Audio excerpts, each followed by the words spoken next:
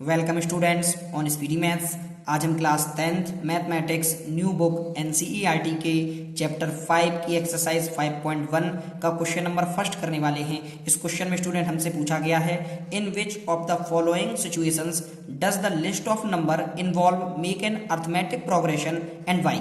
Student question number first की total 4 situations आपको दी गई हैं। इन सभी सिचुएशंस के लिए हमें नंबरों की लिस्ट बनानी होगी और बताना होगा कि वो नंबरों की लिस्ट आपकी अर्थमेटिक प्रोग्रेशन में है या नहीं, और यदि वो अर्थमेटिक प्रोग्रेशन में लिस्ट होती है तो हमें उसका रीजन भी देना होगा। तो चलिए स्टूडेंट अब हम शुरू करते हैं और अपनी फर्स्ट सिचुएशन को देखते हैं। क्वेश्चन में कहा गया है the taxi fare after each kilometre when the fair is ₹15 for the first kilometre and ₹8 for each additional kilometre. आइए स्टूडेंट इसे समझते हुए सॉल्व करते हैं। यहाँ पर जो सिचुएशन में हमसे कहा गया है, जो टैक्सी का किराया है फर्स्ट किलोमीटर के लिए वो ₹15 है, और उसके बाद हम जितनी भी डिस्टेंस को कवर करते हैं तो हमें पर किलोमीटर के हिसाब से ₹8 आपको पे करने होंगे। तो चलिए स्टूडेंट शुरू करते हैं। बेहद ही आसान सवाल है, आप सॉल्यूशन डाल लीजिएगा और हम लिखेंगे द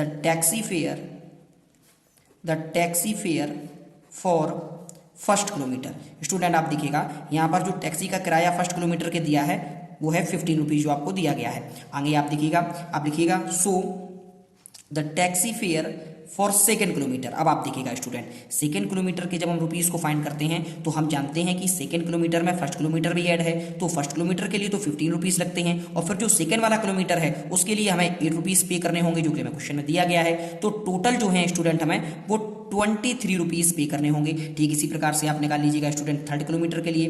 तो जब आप थर्ड किलोमीटर के लिए करते हैं तो सबसे पहले आप फर्स्ट के लिए 15, फिर आप सेकेंड के लिए 8 और थर्ड के लिए भी 8, यानी जो आपका टोटल बनता है स्टूडेंट आप देखिएगा 15 और 8 23 होते हैं, और प्लस 8 यानी कि जो आपका थर्ड किलोमीटर के लिए जो रुपीस होंगे वो होंगे ₹31। स्टूडेंट इस प्रकार से जो फर्स्ट किलोमीटर है इसे हम T1 टर्म मान लेते हैं, ये हमारा T2 हो जाएगा और ये हमारा T3 हो जाएगा। आप चाहें तो इसी प्रकार से और निकाल सकते हैं। अब आप इन नंबरों की लिस्ट बनाइएगा तो आप देखिएगा मैंने इस तरीके से लिख सकते हैं 15, 23, 31, और इसी प्रकार से ये आपकी लिस्ट ऑफ नंबर आगे चलती जाती है। अब आप गौर से देखिएगा स्टूडेंट, यहाँ पर अब हमें ये पता लगाना होगा नंबरों की लिस्ट में कि क्या ये अर्थमेटिक प्रोग्रेशन है या नहीं। तो सबसे पहले आप देखिएगा स्टूडेंट, ये हमारी टर्म 1 है, इसी प्रकार से ये हमारी टर्म 2 है, इसी प्रकार से ये जो है वो हमारी टर्म 3 है। तो सबसे पहले हम डी की वैल्यू निकालेंगे जो कि कॉमन डिफरेंस होता है।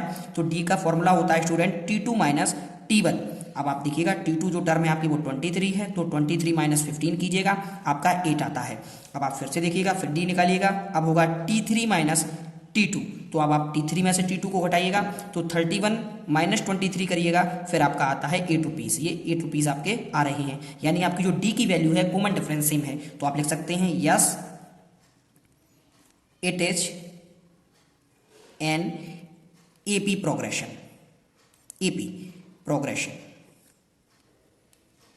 आप चाहे तो शॉर्ट में AP भी लिख सकते हैं, क्योंकि उसका ही मीन्स होता है अर्थमेटिक प्रोग्रेशन।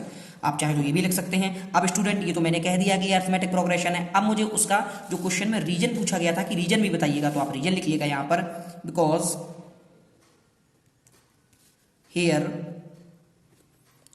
कॉमन डिफरेंस, जो कॉमन डिफरेंस है आपका, जिसे आप D से डिनोट करते हैं, common difference is same, so it is an AP। Student आपको कोई भी प्रॉब्लम लगी हो आप कमेंट बॉक्स के जरिए से पूछ सकते हैं। आई होप मैंने पूरा ट्राई किया है आपको समझाने का। अब हम चलते हैं इसके सेकंड पार्ट पर। स्टूडेंट अब हम क्वेश्चन नंबर फर्स्ट के सेकंड पार्ट को करने वाले हैं, जिसमें कहा गया है the amount of air present in a cylinder when A vacuum pump removes 1/4 of air remaining in the cylinder eight A time. Student आइए क्वेश्चन को समझते हुए सॉल्व करते हैं इस सिचुएशन को भी।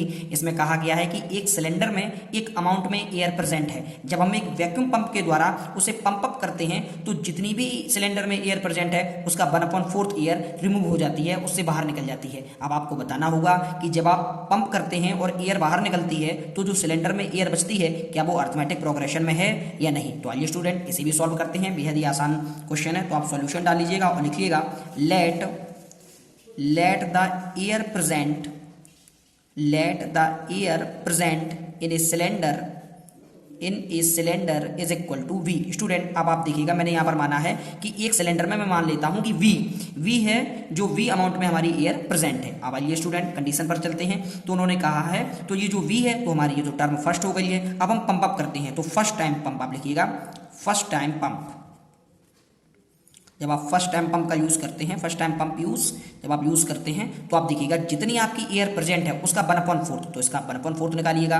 तो आपका जब V का 1/4 निकालते हैं तो आपका आता है V/4, तो इतनी एयर आपकी रिमूव हो जाती है। तो आपकी रेस्ट एयर कितनी होगी, रेस्ट रिमेनिंग एयर, जो आपकी बची हुई एयर होगी सिलेंडर में वो कितनी होगी, तो आप देखिएगा पहले आपकी V थी, V/4 आपकी निकल जाती है, तो V माइनस V/4 करिएगा तो आपका आता है 3V/4। आप एलसीएम लीजिएगा, 4 का जब मल्टीपल कीजिएगा तो 4V में से एक V आता है तो 3V आता है, तो 3V/4 ये आपकी टर्म 2 हो जाती है स्टूडेंट। अब आप सेकेंड टाइम पंप को यूज़ कीजिएगा तो आप लिखिएगा सेकेंड टाइम पंप यूज़ कीजिएगा आप एयर को निकालने के लिए। तो उन्होंने कहा है कि जितनी भी एयर आपकी है, क्योंकि आपकी ये एयर बची हुई थी तो इसका 1/4 निकलेगी एयर, तो इसका 1/4 कीजिएगा। तो स्टूडेंट जब आप इसका 1/4 करते हैं तो आपका आता है 3V/16, क्योंकि आप 4 4 जा 16 होता है। तो आप रिमेनिंग एयर निकालिएगा इस कंडीशन के लिए, जो रिमेनिंग एयर होगी आप उसे निकालिएगा। तो आपकी जो सेकेंड टाइम टर्म में 3V/4 थी, इसमें से आप जो एयर निकली है इसे आप सब्ट्रैक्ट कीजिएगा, तो 3V/4 माइनस 3V/16 आप एलसीएम लीजिएगा तो 16 आएगा। 4 4 जा 16 होता है, तो 4 का ऊपर मल्टीपल कीजिए तो 12V माइनस यहाँ पर 3V होगा, तो आपका टोटल आता है 9V/16। अब आप स्टूडेंट ये आपकी टर्म 3 हो जाती है। जब आपने 3 टर्म निकाल ली है, अब यहीं से हम नंबरों की लिस्ट बनाएंगे।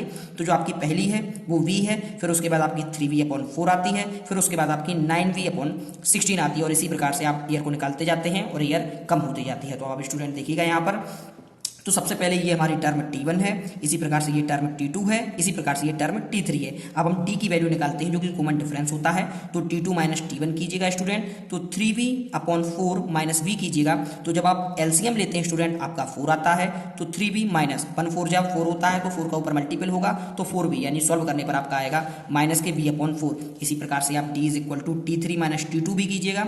आप इसे भी आप सॉल्व कीजिएगा तो आप देखिएगा 9V/16 माइनस 3V/4, यहाँ पर भी आपका एलसीएम 16 आएगा, तो यहाँ पर 9V ही होगा। 4 4 जा 16, तो यहाँ पर आप 4 का मल्टीपल करेंगे तो आपका आएगा 12V। स्टूडेंट अब आप इसे सॉल्व कीजिएगा तो आपका आएगा यहाँ पर माइनस 3V/16। अब आप गौर कीजिएगा यहाँ पर D की वैल्यू अलग है, यहाँ पर D की वैल्यू अलग है, तो स्टूडेंट यहाँ पर हम ये कह सकते हैं कि जो हमारी नंबरों की ये लिस्ट है ये अरिथमेटिक प्रोग्रेशन में नहीं है। तो आप लिखिएगा no it is not in AP, ये अरिथमेटिक प्रोग्रेशन में नहीं है। और जब ये स्टूडेंट अरिथमेटिक प्रोग्रेशन में नहीं है तो हमें इसका जो रीजन होगा वो नहीं देना होगा।